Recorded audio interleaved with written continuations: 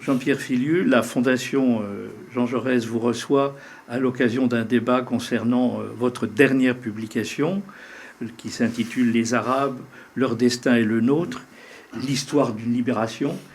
Et je voulais vous demander tout d'abord en quoi cette histoire, qui semble ces 2 derniers siècles marquée par beaucoup de drames, d'épisodes tragiques, quelquefois même de désastres, est en même temps une libération, ou la marche vers une libération. Oui, j'ai voulu en effet, dans cette synthèse, 2 siècles sur 200 pages, c'était un peu le défi que mon éditeur, La Découverte, m'avait posé, montrer à la fois les pages sombres, malheureusement souvent les plus connues, mais aussi les moments les plus lumineux de ce combat, qui est un combat opiniâtre, persistant, des Arabes pour l'émancipation individuelle et collective.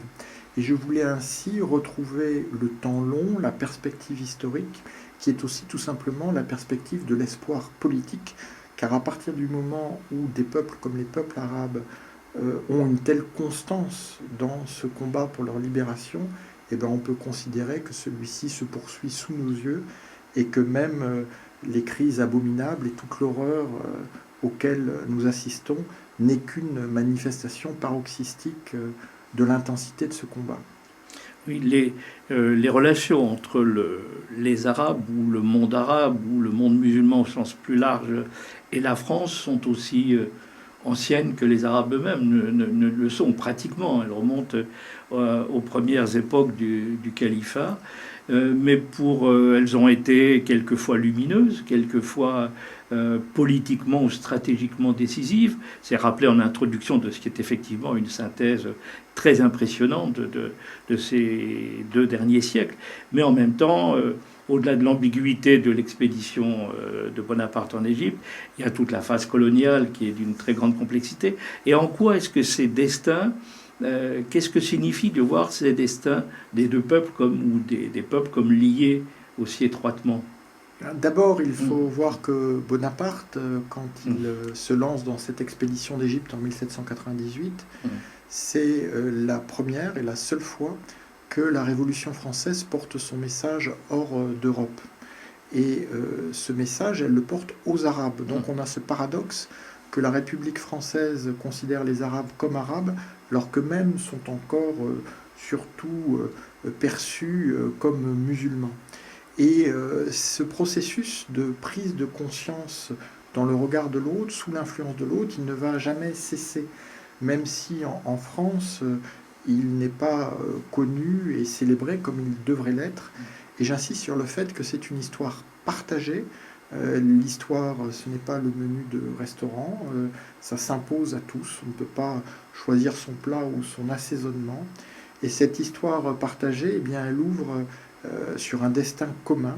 Et je crois que la liberté des Européens en général et des Français en particulier ne sera complète et surtout ne sera complètement assurée que quand la liberté des Arabes le sera elle aussi.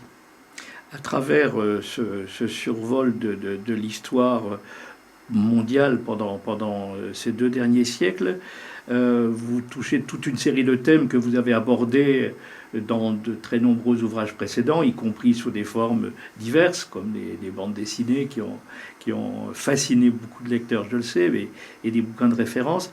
Est-ce qu'il y a dans l'œuvre déjà copieuse, abondante de Jean-Pierre Filiu, un fil rouge?